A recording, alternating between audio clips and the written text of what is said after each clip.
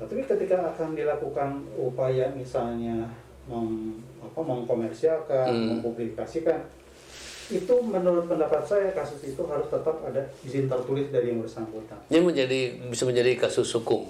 Menurut saya bisa kasus hukum karena menyangkut masalah reputasi pribadi dia gitu ya. Karena dia saya nggak setuju gitu ya.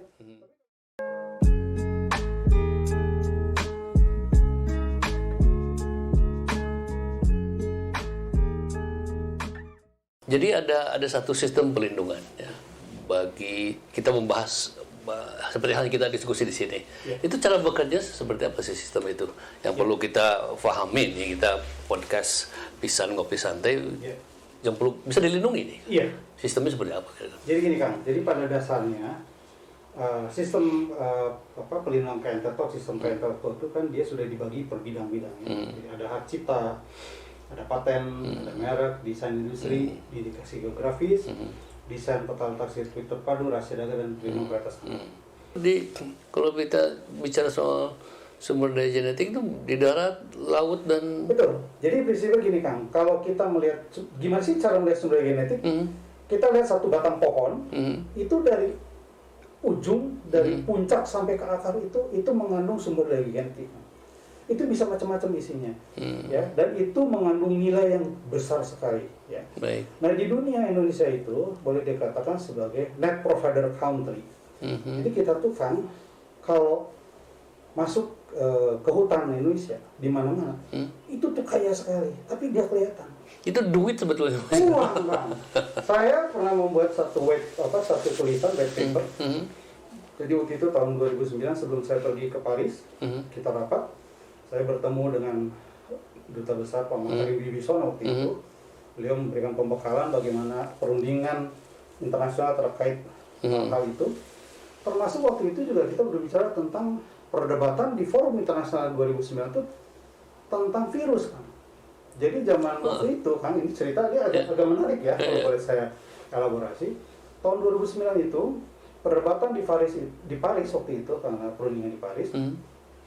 Negara-negara maju Uni Eropa waktu itu meminta bahwa yang namanya virus waktu itu virus flu burung. Jadi waktu itu ada virus flu burung ya waktu itu bisa dengan mudah diperoleh negara-negara di dunia karena terkait jangan sampai terjadi global pandemic. Gitu.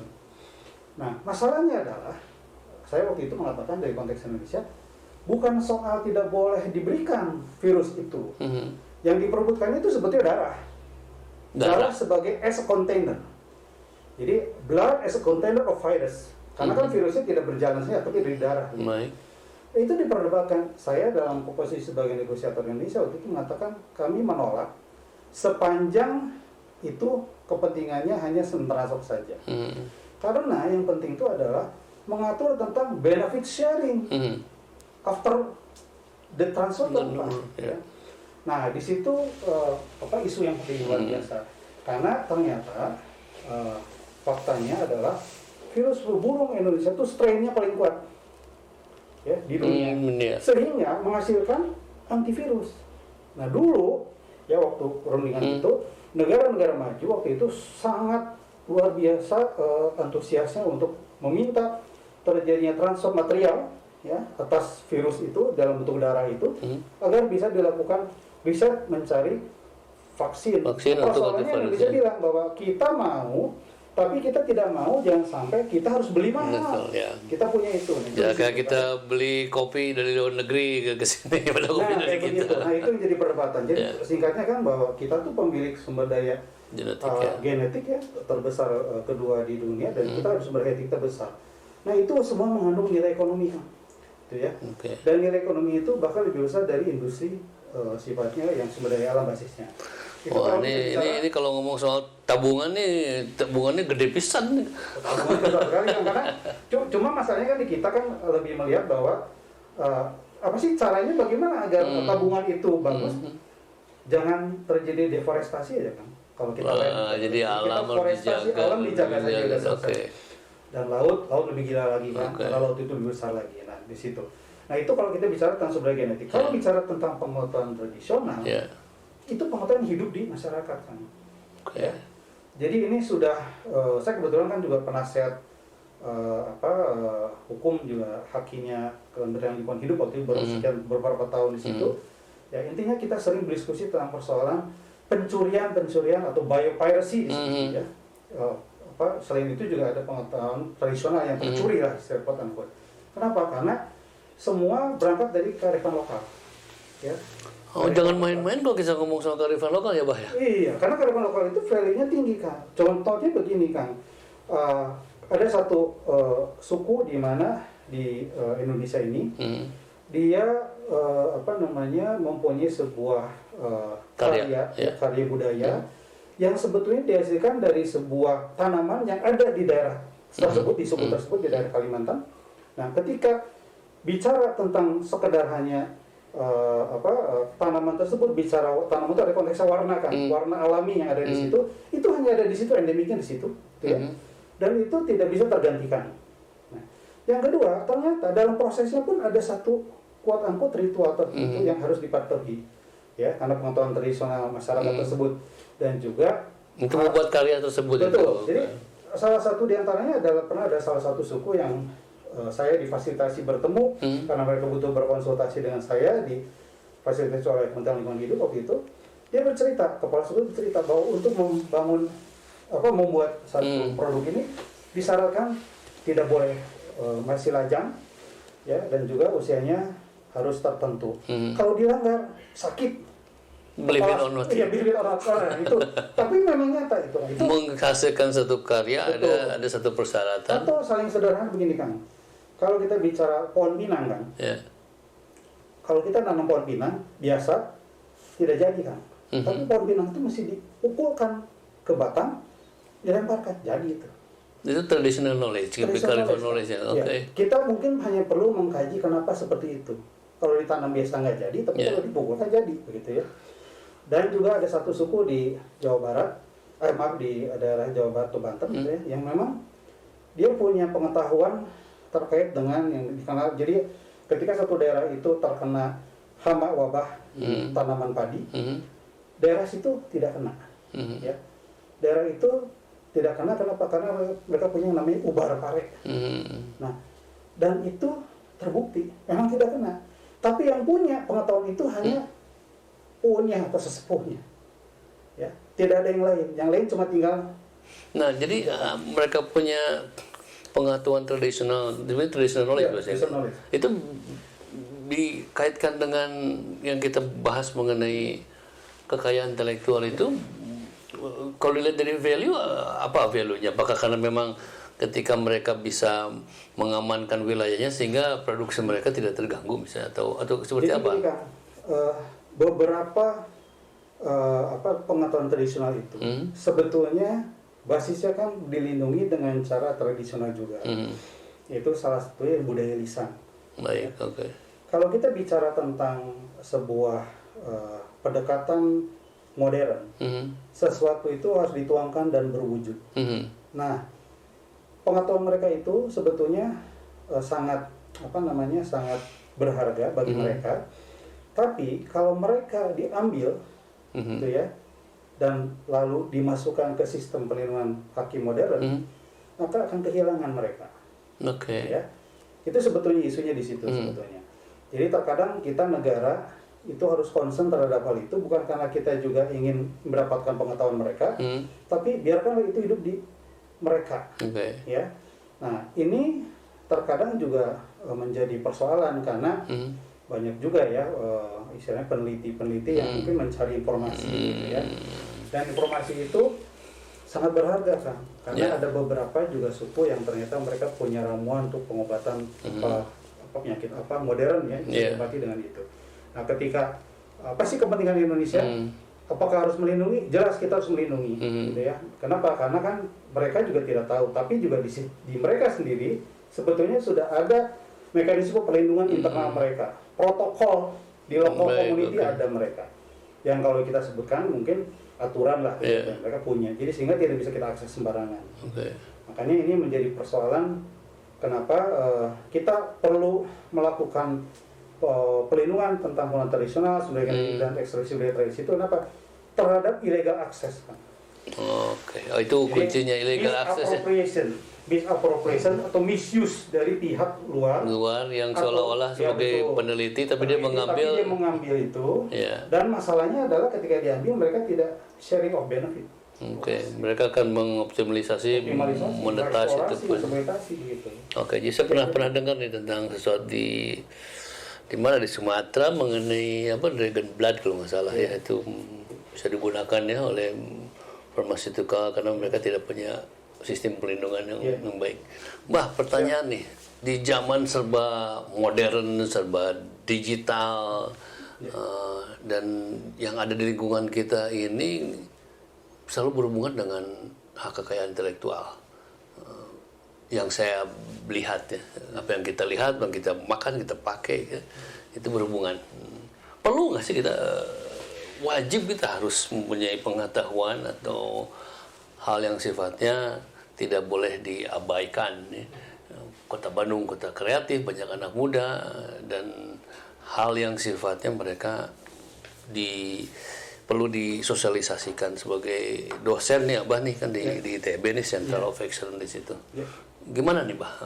Baik, makasih Kang Rudi. Ini pertanyaan bagus ya Kang. Jadi begini, di era yang sudah digital ini, atau orang sebut era industri 5.0 ya. Memang semua akan bersifat digital. Tapi pertanyaannya, apakah kekayaan intelektual itu tetap penting nggak perannya di situ? Justru semakin penting. Karena perubahan sosial, ekonomi, budaya itu sekarang hanya berubah platform saja kan. Oke. Ada yang mengatakan bahwa ini kan beda. Itu kan dunia digital dan dunia nyata lah kira-kira gitu. Menurut saya tidak. Jadi tahun 2000 waktu saya studi di Australia, saya kebetulan pergi ke daerah Kingsford atau di daerah University of New South Wales. Karena saya waktu itu kuliah di University of Technology Sydney. Gitu ya. Di Sydney, oke. Di Sydney, saya waktu itu kuliah di sana, kota hukum sana. Atau saya pergi ke situ. Intinya saya cari buku saat itu. Okay. Ada buku yang cukup bagus, itu namanya Digital Property. Itu terbitan tahun 1999 lah gitu ya. Di situ cerita tentang ke depan perlindungan kekayaan intelektual itu akan bertransformasi dari yang nyata itu menjadi digital. Makanya istilahnya disebut digital property gitu ya.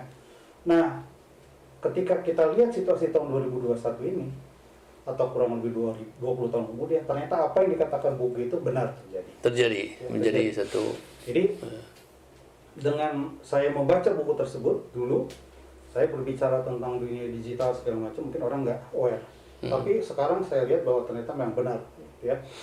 Jadi bahwa dengan adanya perubahan pola kehidupan, teknologi berubah digital, kekayaan intelektual tetap relevan kan. Setiap orang saat ini, apakah itu generasinya misalnya dikenal milenial atau sekarang generasi anak saya zilenial kan ya, yang sangat akrab dengan dunia digital, bahkan Gen X lah, saya generasi Gen X itu, suka tidak suka mau tidak mau kita harus paham tentang urusan kekayaan intelektual di dunia digital. Zaman modern sekarang sifatnya kita dipaksa mengetahui. Betul. Ya. Dan terbukti kan sekarang ini semua yang kita lakukan semua serba digital. Kita mau beli apapun kita selalu pegang smartphone kita ya. Dan disitulah justru semua kunci terjadi kan. Jadi kita tidak bisa juga sembarangan misalnya kita jual beli barang tapi barangnya tersebut adalah barang yang kategori produk palsu. Tetap bisa kena juga. Undang-undang pun menjangkau ke sana gitu ya. Bahkan jangankan itu, sekarang di Undang-Undang Hak Cipta, misalnya ini contoh kan, itu ada ketentuan yang mengatakan bahwa pemilik semacam pusat perbelanjaan lah, itu mereka punya kewajiban hukum untuk memastikan para tenantnya yang menyewa itu tidak menjual produk-produk yang kategori palsu. Lalu pertanyaannya, apakah di marketplace boleh nggak untuk itu? Kalau menurut pendapat saya, tetap berlaku. Marketplace itu kan hanya formatnya saja. Dia kan pasar, dia toko sebetulnya. Tapi berpindah ke dunia digital, dunia istilahnya yang sudah non fisik ya. Nah, tetap berlaku. Jadi kita tidak bisa juga karena tidak bisa jualan produk-produk pajakan di dunia nyata atau dunia fisik atau off-air store, kita pindah ke online store. Tidak bisa, tetap sama. Nah, sekitar bulan Juni atau Juli, saya diminta oleh Direktur Jenderal Kekayaan Intelektual membicarakan mengenai produk-produk digital, istilahnya bajakan ya, karya tulis khususnya. Jadi, nah itu juga menjadi bagian kan sekarang itu, negara concern terhadap itu. Jadi sesuatu yang digital pun tetap kita harus pahami dengan baik. Prinsipnya adalah di masa sekarang ini, dunia modern atau sekarang sudah masuk industri 5.0, 5.0, maka semua yang berbau digital itu akan berlaku. Tapi semua itu tetap ada faktor manusianya. Nah, faktor manusia ini yang menentukan kita mau pakai untuk apa nih ya platform kita. Tapi bahwa misalnya di platform yang kita gunakan di dunia digital ini menjual produk-produk kategori pelanggaran hak, tetap itu kategorinya dianggap melanggar secara aturan ya di hak intelektual kan gitu. Baik, oke. Kan, saya pikir gitu Bang. Bah, di hal yang menarik nih di saat-saat zaman serba inovatif, orang mengambil sesuatu yang bisa menjadi viral. Satu contoh mengenai street fotografi. Apakah ada pelindungan di situ? Sistem yang mengatur hubungan dengan kekayaan intelektual? Karena itu bisa menjadi, memang itu publik, tapi bisa dikomersialisasi dan menjadi hak seseorang. Ya, Kang Rudi. Jadi sebetulnya begini Kang, di dalam Undang-Undang Hak Cipta khususnya, itu diatur 2 kategori, yaitu ada karya fotografi dan ada potret. Kalau karya fotografi itu lebih seringnya adalah berkisar tentang foto-foto alam, pemandangan dan segala macam benda-benda gitu. Tapi kalau di dalam konteks potret itu biasanya objeknya adalah manusia, subjeknya manusia lah gitu ya. Bukan benda yang gitu ya. Nah, dalam konteks potret kita bicara mungkinnya di sini kalau kita bicara konteks potret manusia, foto manusia, maka Undang-Undang Hak Cipta Indonesia itu mengatur bahwa harus ada izin tertulis kan sebetulnya. Jikalau di dalam konteks penggunaan karya foto karya potret tersebut ya, ada unsur komersial. Jadi kita tidak harus memastikan bahwa izin itu diberikan. Karena di sisi lain juga kan ada menyangkut privasi juga ya. Saya pernah memberikan contoh dulu street fotografi di mana ada seorang wanita cantik. Tapi karena ada orang yang senang fotografi, dia hunting foto, tahu-tahu wanita cantik tersebut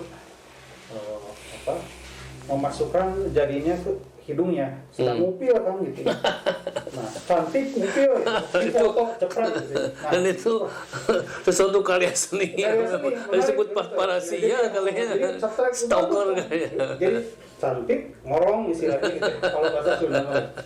Nah, itu menjadi pertanyaan, apakah ketika misalnya foto itu, apakah foto itu menjadi karya potret yang bagus, bisa jadi. Tapi ketika akan dilakukan upaya misalnya mengkomersialkan, mempublikasikan, itu menurut pendapat saya kasus itu harus tetap ada izin tertulis dari yang bersangkutan. Ini bisa menjadi kasus hukum. Menurut saya bisa kasus hukum karena menyangkut masalah reputasi pribadi dia gitu ya. Karena dia saya nggak setuju gitu ya. Tapi kalau dia tanya, boleh nggak saya pamerkan?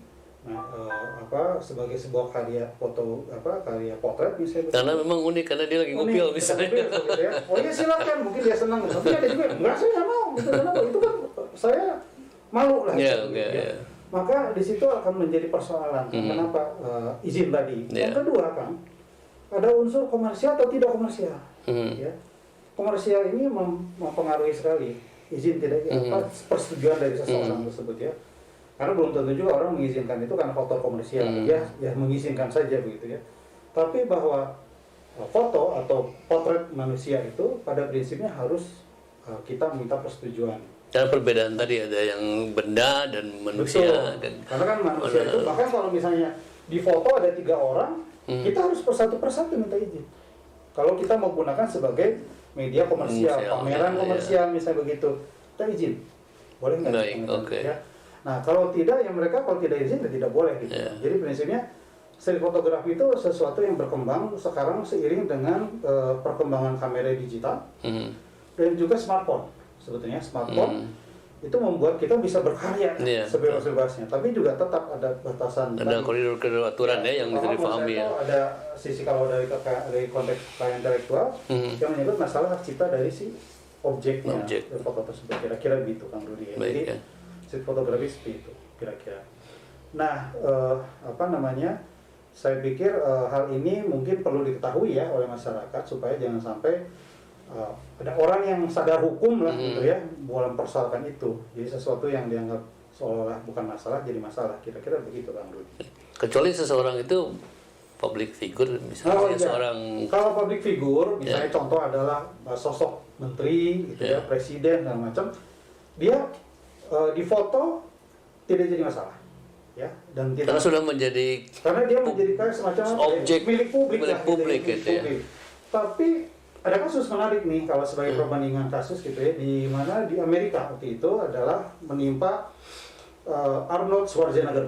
Jadi Arnold Schwarzenegger di saat menjabat sebagai gubernur negara bagian California melakukan gugatan pengadilan di California atas seseorang yang membuat figur dia, boneka dia gitu ya, dan dianggap melanggar hak ciptanya dia. Yang menarik adalah pengadilan ternyata mengalahkan Arnold Schwarzenegger. Kenapa? Karena Arnold dikatakan di situ, kamu sekarang public figure, bukan sebagai pribadi, sebagai bintang film yang bukan bintang film. Jadi dia tidak ada unsur komersial di situ. Karena kamu sebagai pejabat publik, maka ketika kamu difoto, ketika dibuat karya karya seni misalnya program seni berupa foto, dia tidak berhak mengklaim royalti atau tutup atau punya ekonomi dan dia berlindungi. Ekonomi tidak ada di situ. Tapi ketika dia sebagai Arnold, mungkin aktor katakanlah dia Terminator segala macam, maka dia bisa mengklaim dia punya hak atas ekonomi atas. Oke, menarik. Jadi siapa sih yang menjadi public figure di Indonesia ini jangan berharap bahwa mereka punya hak eksklusif ketika di foto dan diperbanyak, dibikin kaos misalnya. Oke. Tapi ada satu hal nih kasus nih, kan ini sebetulnya pelajaran buat teman-teman barangkali di dunia fotografi kali ya. Jadi ada satu kasus dulu ada penyanyi internasional datang ke Indonesia, mereka manajemennya melarang dia lakukan pengambilan foto gitu ya. Nah, protes para juru foto ini karena mereka menganggap bahwa lo kenapa tidak boleh difoto? Lalu mereka kasih argumen kan artis itu lah bisa besar karena kami. Nah, manajemennya mengatakan bahwa itu hak kami. Karena manajemen ini sudah mengatakan bahwa penyanyi ini dia tidak hanya bicara hak cipta dalam konteks lagunya saja, tapi sebagai sosok utuh. Sosok utuh dari dirinya itu adalah kekayaan intelektual yang harus dilindungi. Jadi mereka bisa melarang dan mengizinkan, kira-kira begitu. Ya punya hak untuk. Punya hak itu. Ya, itu mungkin menurut saya pengetahuan yang harus diketahui oleh orang-orang yang senang fotografi ya. Baik. Foto di Indonesia. Kira-kira gitu Kang Rudi. Oke.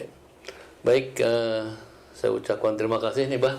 Banyak informasi yang kita serap. Saya yakin pemirsa, pendengar podcast Pisan di Kanvas Kosong pada episode kali ini kami harapkan menjadi satu inspiratif, ada pengetahuan yang bisa dideliver dari dosen kasep kita satu ini nih. Atur nuhun pisan di acara penghujung ini. Kita jumpa di episode berikutnya. Kita cheers dulu Kang, tutup dengan kopi. Oke. Thank you, atur nuhun atas kehadirannya. Alhamdulillah. Sampai jumpa.